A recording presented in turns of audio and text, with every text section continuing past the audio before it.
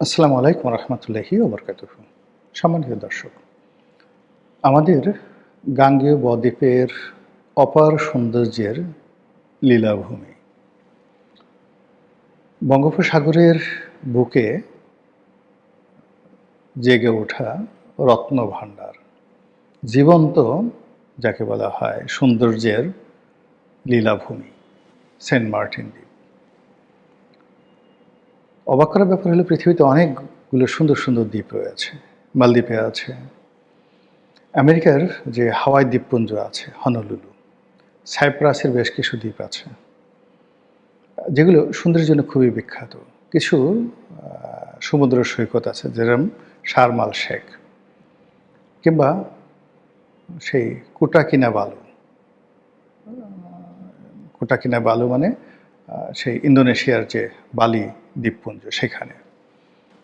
তো সবগুলোকে যদি আপনি একত্র করেন, আমার দৃষ্টিতে সমুদ্র সৈকতের সৌন্দর্য আমাদের কক্সবাজার, অর্থাৎ কক্সবাজার থেকে শুরু করে একদম ইনানি বিচ পর্যন্ত, এটার যে সৌন্দর্য, মানে দুটো সৌন্দর্য, সমুদ্রের যে ঢেউ, সমুদ্রের পানি, তারপরে সমুদ্রের যে বেলাভূমি এবং তার পেছনে যে পাহাড়, তার সঙ্গে সঙ্গে ওখানকার যে ল্যান্ডস্কেপিং, আমি আসলে এরকম কোথাও দেখিনি। আমার কাছে কক্সবাজারই শ্রেষ্ঠ মনে হয়।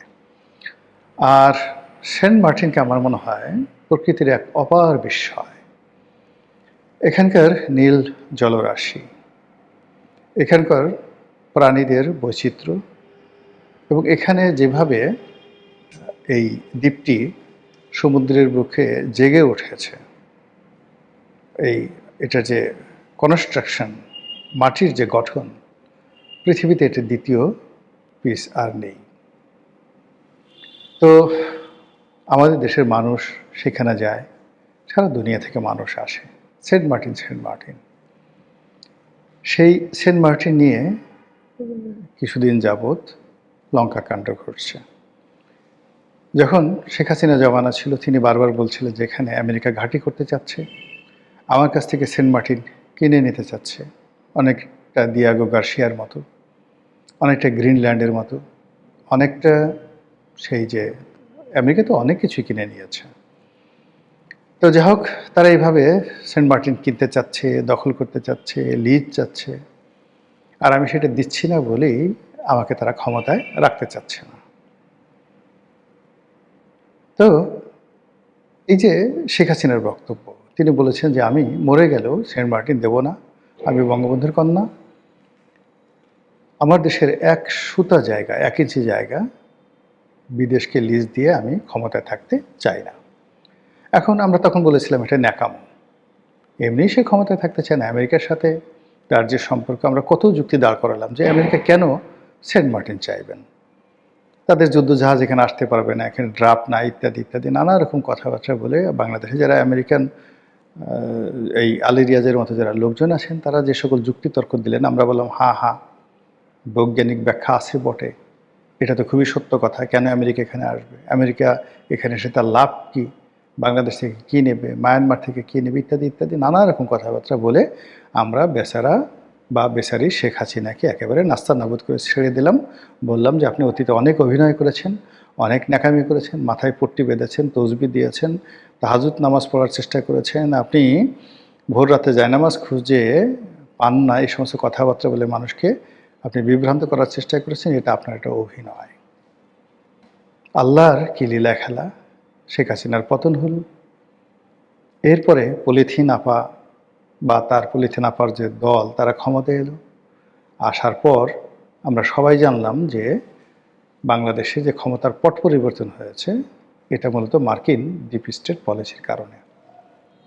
আমেরিকা এই ডিপ স্টেট পলিসির মাধ্যমে হাজার হাজার কোটি টাকা খরচ করে বিভিন্ন দেশের যে রেজিম চেঞ্জ করে, সেই রেজিম চেঞ্জের অংশ হিসেবে শ্রীলঙ্কাতে তারা ক্ষমতা পরিবর্তন করেছে, পাকিস্তানে ইমরান খানের সরকারকে হটিয়েছে, আর বাংলাদেশে শেখ হাসিনা সরকারকে তারা ক্ষমতা থেকে হটিয়েছে। আর এই ডিপ স্টেটের এই কথা স্বয়ং ডোনাল্ড ট্রাম্প তিনি ফাঁস করে দিলেন। শুধু তাই নয়, এই ডিপ স্টেট কীভাবে কাজ করে, এখানে কত টাকা বাংলাদেশকে তিনি দিয়েছেন সেই কথাও তিনি বললেন। আর ডিপ স্টেট বিভিন্ন এনজিওর মাধ্যমে, তারপরে তাদের যে রাষ্ট্রীয় সংস্থা USAID তার মাধ্যমে, তাদের যে এনজিও অ্যাকশন-এইড তাদের মাধ্যমে, বাংলাদেশের অনেকগুলো অন্ততপক্ষে 100 এনজিও রয়েছে। এই বদমাইশগুলো এই সবসময় আমেরিকার টাকা খেয়ে এরকম নিজের মা বোনকে আমেরিকানদের হাতে তুলে দেওয়ার মতো জঘন্য অপরাধ, মানে আসলে সেন্ট মার্টিন দেওয়া বা দেশের মাটি দেওয়া, দেশের স্বার্থ বিদেশিদের কাছে জলাঞ্জলি দেওয়া, আর নিজের মাকে হানাদার হাতে তুলে দেওয়া, নিজের স্ত্রী বা কন্যাকে ধর্ষকদের হাতে তুলে দেওয়া এবং হাসি মুখে তুলে দেওয়া, এর মধ্যে আমি কোনো পার্থক্য দেখি না। জন্মভূমির মর্যাদা কোনো অংশেই মায়ের চেয়ে কম নয়। মানুষ মরণশীল, মা মারা যাবেন, কিন্তু জন্মভূমি থেকে যাবে। আর যারা মাকে ভালোবাসেন, এই পৃথিবী তাদের অনেককে হয়তো স্মরণ করেন, আল্লাহর আরশে আজিমে লেখা থাকে, কিন্তু যারা জন্মভূমিকে ভালোবাসেন কিয়ামত পর্যন্ত তাদের নাম থেকে যাবে। এই বাংলাকে যারা ভালোবেসেছিল, আমরা কি ইশাখাকে ভুলতে পারবো? মোশা খাঁকে, শশাঙ্ককে, আলাউদ্দিন হোসেন শাহকে, শায়েস্তা খানকে? আমরা কি ভুলতে পারবো সালাম, রফিক, জব্বার, বরকতকে? আমরা কি ভুলতে পারবো স্বাধীন যুদ্ধে, মহান স্বাধীনতা যুদ্ধের সেই বীর সেনানীদের, সেই বীরশ্রেষ্ঠদেরকে? কোনোদিন ভুলতে পারবো না, কোনোদিন না। কাজেই একইভাবে আবার এই দেশের বিরুদ্ধে যারা কাজ করেছেন, আমরা কি মির্জাফর, রায়দুল্লাহ, পিয়ার লতিফ তাদেরকে ভুলতে পারবো? আমরা কি সেই খন্দকার মোশতাককে ভুলতে পারবো? আবার এই যুগে যারা নতুন মির্জাফর হিসাবে আবির্ভূত হয়ে এই বাংলার স্বাধীনতাকে মার্কিন ডিপ স্টেটের হাতে তুলে দেওয়ার জন্য তাণ্ডব চালিয়েছেন এই বাংলাদেশে, কিয়ামত পর্যন্ত এদেশের মানুষ তাদেরকে ভুলবে না, ক্ষমা করবে না, এবং তাদের প্রতি ঘৃণা হতেই থাকবে। তো যেটা বলছিলাম,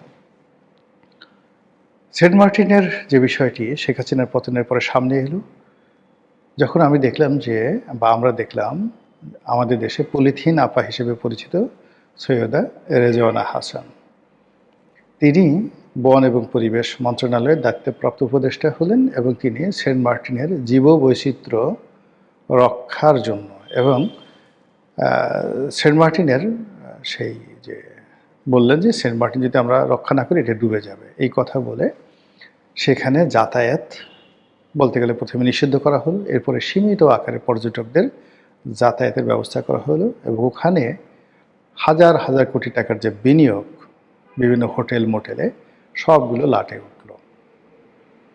তো এই অবস্থাতে আমরা যারা হাদারাম পাবলিক, আমরা বুঝে নিলাম ঘটনা যা ঘটার ঘটে গিয়েছে। ডিপ স্টেটের নামে যা কিছু শুনছিলাম, শেখ হাসিনা যে ঢং করে যে কথাগুলো বলছিল বলে আমরা অভিযোগ করছিলাম, মূলত সবই সত্য। যা হোক, পলিথিন আপার দল গেছে, তারেক রহমান সাহেবের সরকার আসছে, এখন বলা হচ্ছে যে এই সরকারও ডক্টর মোহাম্মদ ইউনূস সরকারের এক্সটেন্ডেড ভার্সন। এর কারণ হলো ইউনূস সরকারের সবচেয়ে কে পার্সোনালিটি যিনি আছেন, খলিলুর রহমান, তিনি এই সরকারের পররাষ্ট্রমন্ত্রী, এবং ডক্টর মোহাম্মদ ইউনূসকে রেখে দেওয়া হয়েছে ভিভিআইপি প্রোটোকলে। আগামী 1 বছর তাকে সেই এসএসএফের প্রোটেকশন দেওয়া হবে, যেভাবে তারেক রহমান সাহেব প্রোটেকশন পাচ্ছেন বা প্রেসিডেন্ট পাচ্ছেন, বোঝার চেষ্টা করুন। এবং যেখানে বাংলাদেশে এত কিছু হচ্ছে, সব লোকজন যেখানে উপদেষ্টাদের পালানোর ব্যাপারে মানে আলাপ আলোচনা করছে, তারা যেন বিমানবন্দর দিয়ে পালাতে না পারে, ঠিক সেই সময় উপদেষ্টারা নিজেরা বসে একসাথে একত্র হয়ে আনন্দ করছেন, ফুর্তি করছেন, কেক কাটছেন এবং হাসাহাসি করছেন, মুহা হা হা হা করে। যাত্রা দলের নায়ক মানে ভিলেন যেভাবে হাসে না, মুহা হা হা হা করে, ওইরকম এদের হাঁটা চলা কথাবার্তা দেখে মনে হয় তারা যাত্রা দলের ভিলেন। অনেককে কেউ কেউ মানে কেউ কেউ অবশ্য ভালো আছেন। তো তারা এই সময়টাতে সরকারি বাসভবন দখল করে রেখে, মানে লজ্জাও নেই, যেদিন ক্ষমতা গেছে উচিত ছিল সেই দিনই তো সেই সরকারি বাসভবন ত্যাগ করা, কিন্তু তারা করেনি। তারা সেই বাসভবনে রয়ে গেছে, এখনও আছে কিনা আমি জানি না।